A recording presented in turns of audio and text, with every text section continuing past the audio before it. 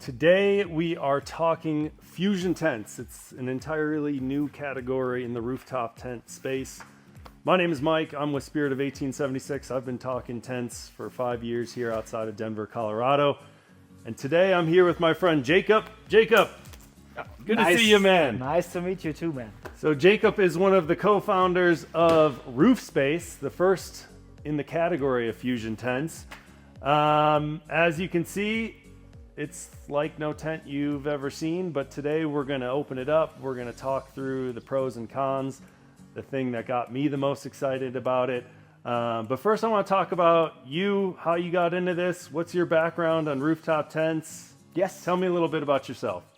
Yeah, sure. So actually we started in Germany like 4 years ago, like with the whole project of Roofspace. And the basic idea was we actually just wanted to have a tent for ourselves. So we were just like going to the dealers and asking for a tent, which were actually not on the market.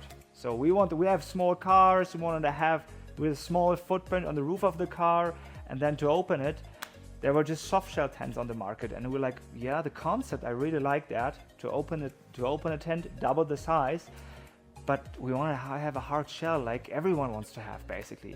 Yeah. And this combination of soft shell and hard shell, we couldn't find. And then we were like, maybe it's a free space to go there. And then, I don't know, after 15 prototypes, we finally came up. But that's a little bit of the background, how we started with the project, yes. Well, if you haven't been able to figure out, Jacob's from Germany. I didn't know that there was a lot of rooftop tents in Germany. When you say you were looking for some, what are some of the brands that we have here in America that's in Germany? Yes, so other brands, they're basically small brands in Germany. They started during COVID, like a lot of brands did. Okay. Going on Alibaba, just picking the basic stock tents which are on the market, put on their logos, put on their colors, and they say, oh, we are a rooftop tent manufacturer. Yeah. And we want to really say we're not like that. We want to say we are, I studied physics, I studied economics, didn't finish that. Yeah. But we are like a team of engineers trying to really build a rooftop tent, which were what we wanted to use actually. So yeah, so I met Jacob late last year, and that's the biggest difference that I saw with this product. I mean, we'll get into some of the differentiating features, but typically these manufacturers are almost picking from a catalog, white labeling tents, upgrading certain features. However, the overall design is pretty set. You guys pretty much started from scratch, right? I mean, you essentially drew it from what you envisioned, and there was nothing like it. So what made you start? Like, I guess what was the first drawing, or what was the first thing that made you put pen to paper on a design? Yes, a very good question. How we started was actually a very kind of crazy idea which were just behind that, because we were like, we were dumb students thinking of just build by ourselves. It cannot be that hard, right? Yeah. So, and then we just started with like 2 panels, went to a sailor's maker which were close to us to like help us like sewing all the fabric for a rooftop tent. And we were just like, let's just try it. Yeah. And then we just, the idea was not to look at the existing tents on the market, because I think you get oftentimes you get just distracted of if you see someone else doing it like that, you will block your own mind for new ideas, new inventions. So we were like, just everything from scratch, every screw, every little detail. We were like, why it's there? Should it be there? Can it be different? So If you've been following, we helped launch Roofspace's Kickstarter on Friday. So just this past weekend, we had a little party here, but that's not to say that this is a concept. This has been around. It's actually, how many renditions you said? 4 years. I know it's been in the making, but yes. How many versions of this has been produced? Yes. So basically, it was as or prototypes. Prototypes. Yes. So we had 14 prototypes actually. Wow. So it was always. We built a prototype really focused on, for example, gas struts, or we focused on central hinge, or we focused on the gasket system. And every iteration of prototype had something completely new. And yeah, after 14 prototypes, we had then the Roofspace 1, which was the first like big prototype to have a real field testing, right? Yeah. So to get it out to customers, to get it out to dealers, to collect this feedback. And with that, we then built the first mass production tent, which is the Roofspace 2, which is, yeah, it's now, we have tents in Australia, in Oman, in Namibia, all over Europe. So, but also we have tents in the US. So. Yes. So that's why we are on board as a new dealer. We're super excited. Again, this isn't a concept. We got to see it late last year and knew that it was in production in Germany. Super excited. We knew we wanted to be on board, and we're super glad that you're here to kind of show us. So I guess let's dive into it a little bit. If you want to open this up and we'll kind of walk through it. I mean, one of the first things that I thought when I saw this tent is it doesn't really look like a tent. Typically hardshell tents are sitting 12, 15, 16 inches high. This is it 9 inches? It's 9.5, right? 9.5 inches closed. It's sitting perfect for your short bed Tacoma at about 61 inches long by about 53 inches wide. So I have it a little bit offset on my full-size F-150. You can put a rod carrier, an awning, other things on a bike rack I'm going to put on this side. But yeah, let's go ahead and open it.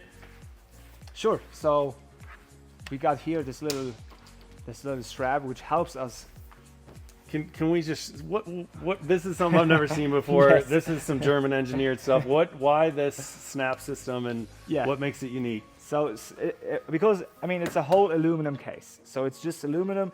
I just need to say because it's not magnetic. So for people who don't know, aluminum is not magnetic. Yeah. So this is why this snap here has a spring inside, and it's from the Marina, actually from the Marina system, and you can just clip this here, and it's not possible to remove it like this. Mm-hmm. If you want to, you just need to pull this little spring, and then it's very easy. And we use this system all around for accessories, shoe bags, and you will see it later as well. But it's super clean. I mean, that was one of the first things that I noticed with everything about this tent. It's super minimal, super clean.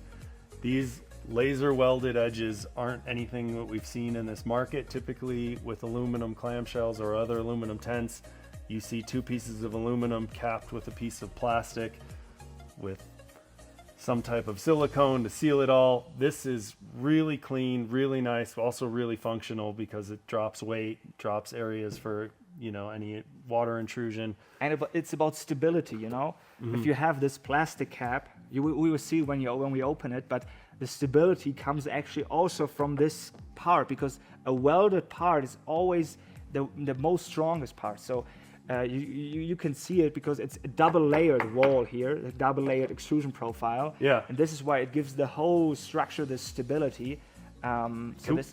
Let's talk about stability real quick. Can I see you Yeah, show the demo? Because I also thought that was a little wild the first time I saw you do it. So yeah, that's not. You see always here the dirt on top because people are jumping here. Yeah. So you can do that. So you can put all your canoes, what you want to do, but you just don't need to think about stability. Stability is always on your side, which is cool, I think. Absolutely. Cool. All right. Swing it open. Cool. So yeah, you see here everything is adjustable. So if you want to have more tension on the gasket, for example, if you're in a dust storm in Namibia, you can do it. Or if you want to like lock it, it's also possible. But I think which is special, when I open the second toggle edge, you will see how much power the gas struts have. The gas struts are inside of the tent, and you see they basically want to open the tent by themselves.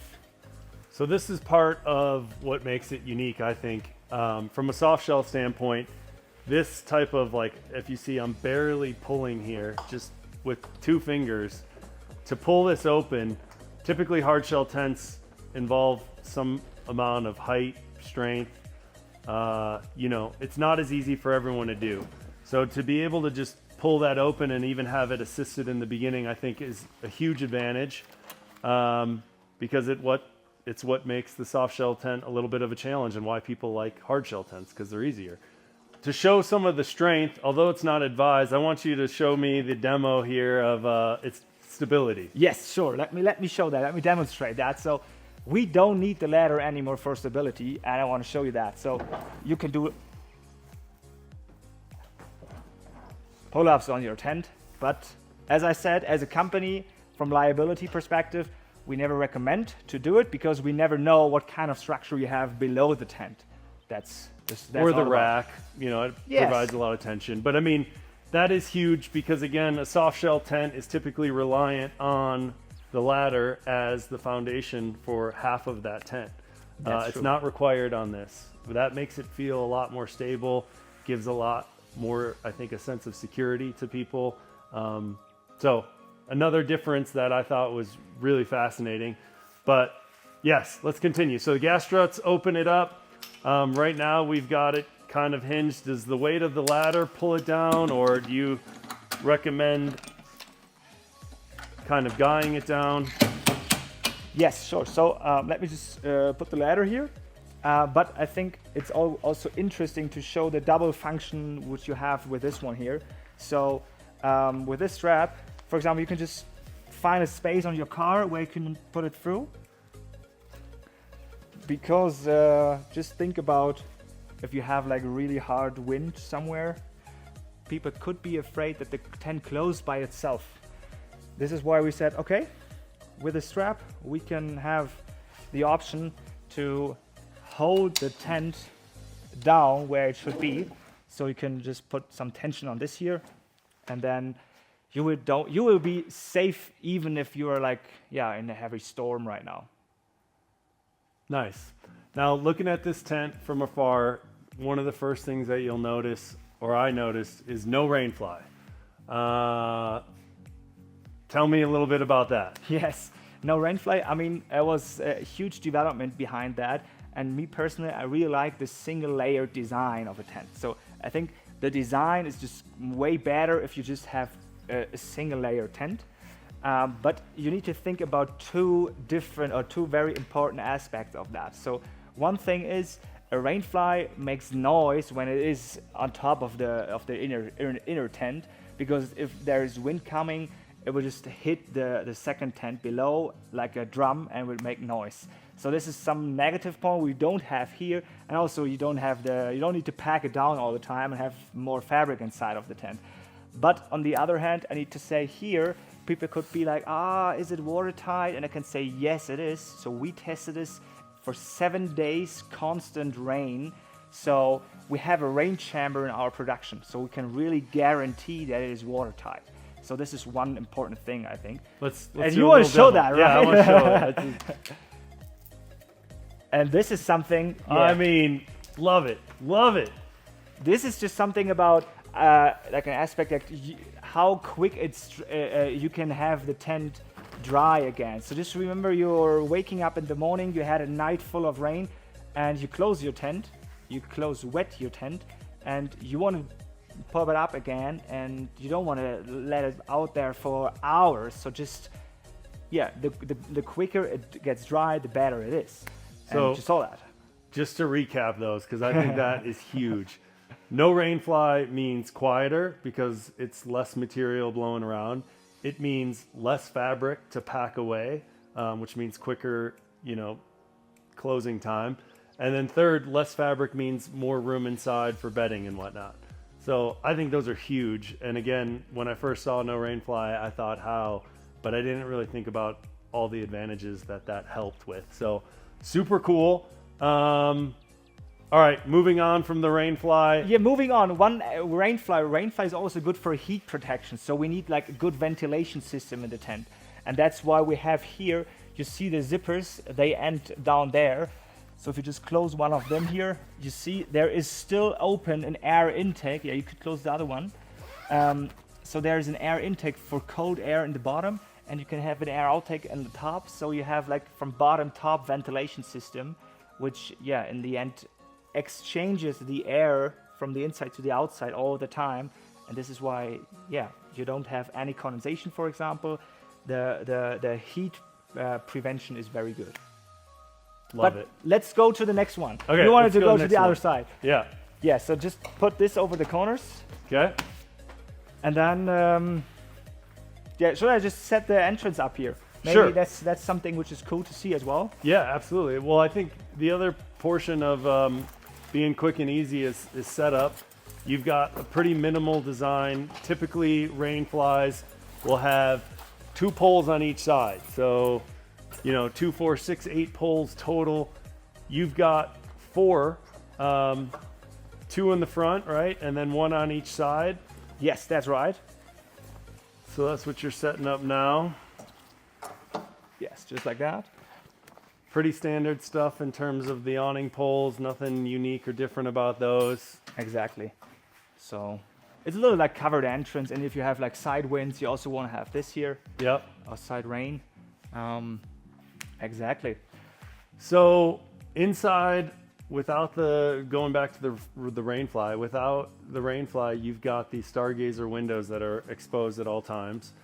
Again, with the rainfly, most companies will typically not put that window fabric in the rainfly just for the sense of its durability with the sun.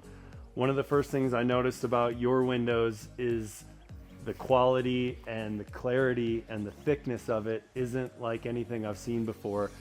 And I was pretty fascinated with your answer on that. Why don't you tell everyone what kind of separates that material, or maybe you don't want to tell people what the secret sauce is. It's okay, I can do it. It's a material also from the marina. So as I said also in the beginning, we had many sailors makers in our tent design concept. So we, if you're familiar with some details, you will find a lot of details from the sailors all around, and that's something where we choose the fabric for the windows in the top and in the back. So it's just about quality of materials if you want to have a long-lasting material there. Yeah. And that's how it is. Beautiful. Show us one of my favorite features, the panoramic kind of... Sure. No problem, I can do that. So I just jump in here, and the question is, just to show you, I can also like unzip this here. You can zip in an awning, for example, in here. So we work a lot with split zippers, because then you can have like multi-purpose use for this. And now the question is, when it's get really warm, like hot temperature outside, actually no one wants to spend time in a tent. And we thought that's so sad, because we want to have a room here where you're like, oh, I would like to chill here also. And that's why we got here one big zipper. And I want to show you how this works. So you can just zip this down, and you are pretty much outside. So there is a screen also for the whole thing here with an own entrance, so you can really sleep like this. And I personally, that's my favorite mode of using this tent in the summer, putting in the screen and just relaxing and be outside, because why should I sleep in a tent when I could sleep outside? Yes. It's one of I think the biggest differentiators in the category, because we say that it's the best of both, of hard shell and a soft shell, but neither of those categories have this. Like this open, fresh air, breathability, Like all this. the things. So Or the ability to sit on the side. and go fishing, No, just kidding. But as you said, I think this is a pretty good example that we didn't want to focus on what the others doing. Mm-hmm. We want to think of what we would like to have in a tent. And so the German engineering comes into play with this cable system, or what? Like, this isn't something I've ever seen. That obviously helps kind of resist the gas struts, or what makes that system? Why did you choose using this cable system? Yeah, the cable system is just here because we showed we don't need the ladder for stability, but there is a reason behind, because ladder slips away oftentimes. The ladder just sinks into the sand, and then it will not support the weight of the tent anymore. And that's why we got this steer wire here, because if the ladder just is slipped away, all the tension here is then on the steer wires. And this is why we call this a redundant stability system, which is, of course, it's adjustable. So very back in the end, it's hard to see for you right now, but over time, if things getting more flexible, you can adjust the length of the steer wire. So you will never lose this option as redundant stability. And I think this is what you were asking about. But Yeah. yeah, I personally like that a lot. You feel safe up there. It doesn't feel like, I mean, it feels like a platform, you know? Yeah. And not like a shaky bed. For sure. So. Well, the mattress also is, if you want to get in here, Jeff, and just show. So it's about just over 80 inches long, but it ends short here. And that was my first question. Is this like a little like platform to put your shoes, to put some gear? But you mentioned it's multi-purpose. It's also for the ability to put sleeping gears in here. So I know when you first showed it to me, you had pillows, or I should say blankets in here that is able to fold within the mattress. But Right. then you have this whole cavity here that you can put pillows or other type of stuff. Yes, that's right. So the idea was also from like a using perspective. Like as a user, you want to leave all your sleeping gear inside. Yeah. Because I hate that, to unpack my sleeping bag all the time. I want to have my pillow, I want to have my blankets in here. So this is why, as you said, the multi-purpose thing is here. Because when you close this, the free space here is on the other side where your pillows are. So this is why you can leave your pillows and your blankets inside. And this gives, in the end, more joy to your camping experience, right? Yeah. Can we see you zip that up? Because I don't know if it's so fast and easy, like with an annex or sometimes with these features, If it's too complicated, you won't do it, you right? won't use it. Yes. So yes, that's one of the cool things is how quickly you can do that. Just want to show someone the ability, like, all right, you're out, it's getting a little windy, it's getting a little cold. Oh, it just starts to rain, right? You want to Yeah. close it quickly. And basically you're done, right? Done. So you could set up these again, Yep. but you don't have to.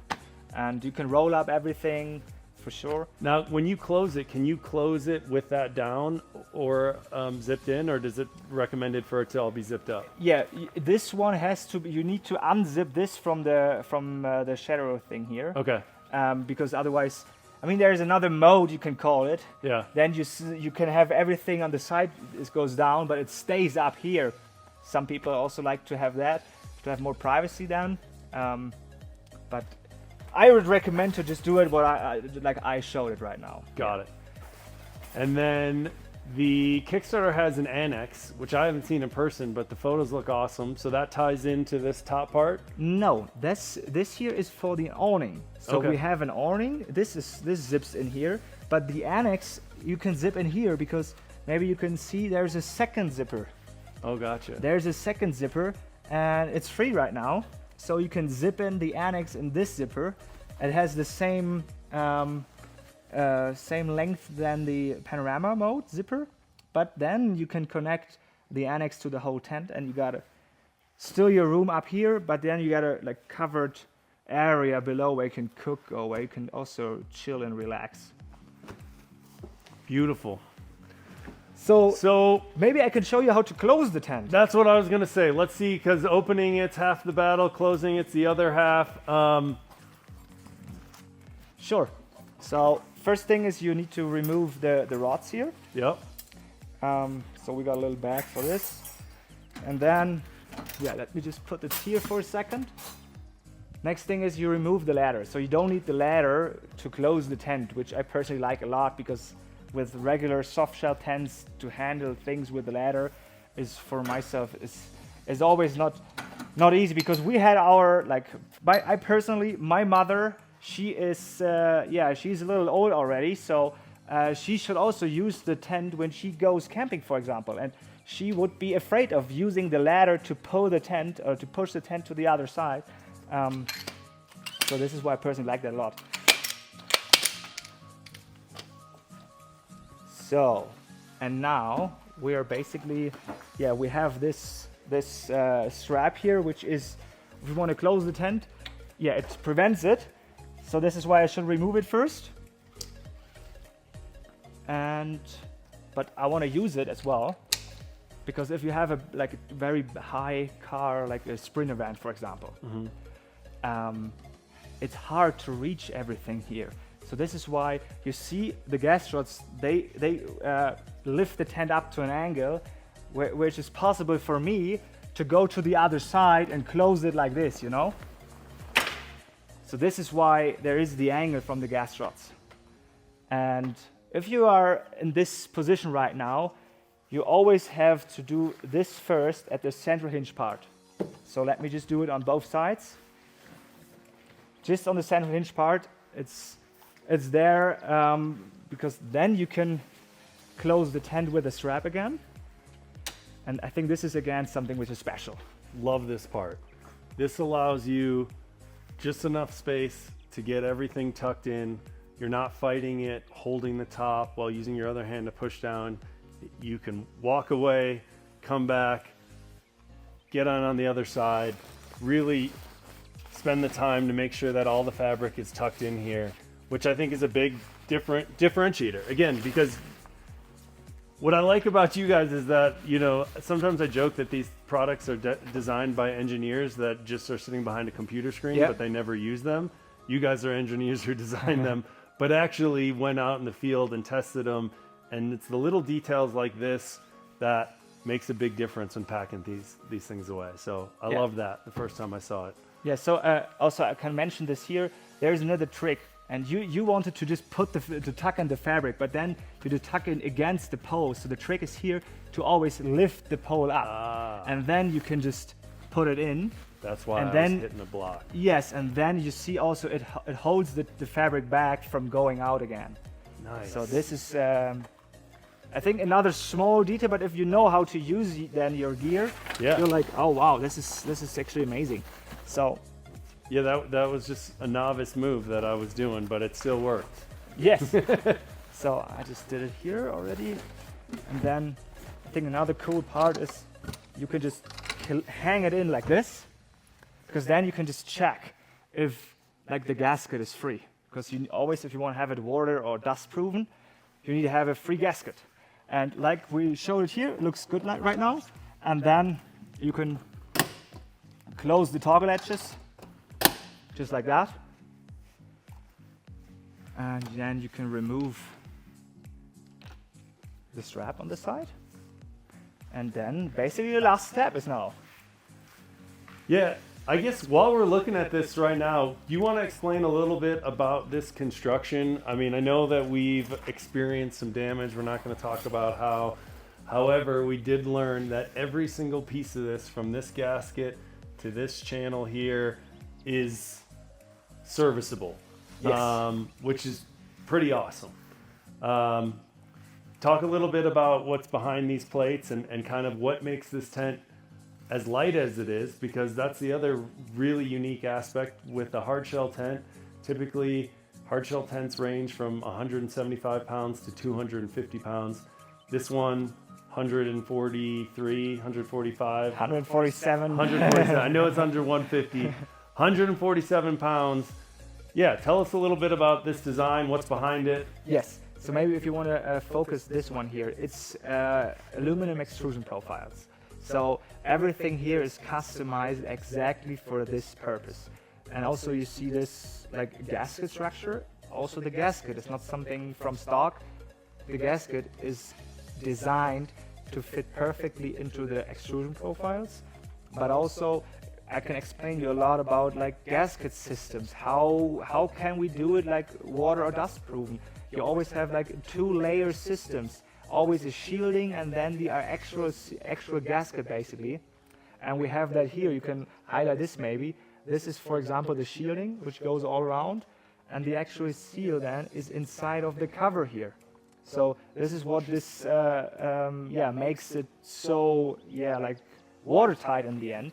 But you are focused on more on like everything is bolted here, so you can replace that. And we showed you a couple of days ago. Yeah. That you can basically remove every part and put a spare part on, and with basic tools. I mean, that's what was most impressive to me, is that this is an Allen and a Phillips screwdriver. It's not rivet guns and you know, caulking and sealing. It's all really solid construction that's serviceable, which I think for people, when you're talking about long term, I know this is a fully recyclable tent. Being able to have this for many years is important, and you guys really focused on some of those details. So maybe one thing I can highlight here is maybe you can have a little shot on that. It's our like license plate. So we have a serial number for every tent, and the cool thing about that is we know how the tent looks like when it leaves the production. So every tent has 8 pictures of every crucial parts. That, for example, every screw we have here, always there is a red dot on the screw that there is the right torque on this screw, for example. So it's all about like quality insurance for long-term lasting products, and that's why we have, and I'm a little proud of this serial number part here. Because it helps dealers, it helps customers, it helps us to really know which tent was produced and where it came from. But yeah, maybe you can see here, one last thing is about the anti-condensation mat. I know for us it's also something which is standard, but for a lot of people it's not. So the anti-condensation mat is always included in our mattress system. And for sure you can wash everything, you can remove the whole mattress and use the box for storage, put your skis in there. So yeah, I think this is also something which... Yeah, this design with it being built into the mattress is different too. Typically it's a separate piece, and sometimes with folding tents it falls out of whack and slides around, so that's unique in itself. And yeah, removing this essentially makes this a really solid storage box, which it looks good too. That's one of my something I look for if I'm putting it on my vehicle.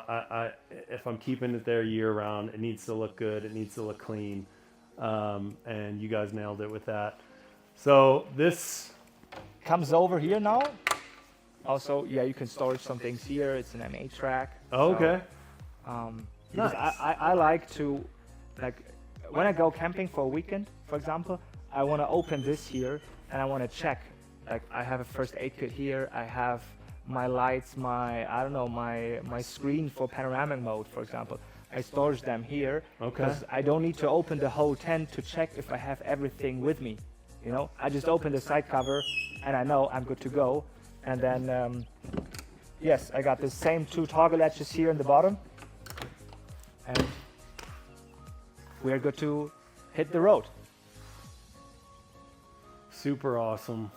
So the top of this right now is really clean, but I was just talking with you before, the Roofspace 2, the one that will be landing here in August, will come with an extrusion up top for you to mount whatever you want. Yeah, that's totally right. So here, this is basically how the tents look like in Europe and all over the world.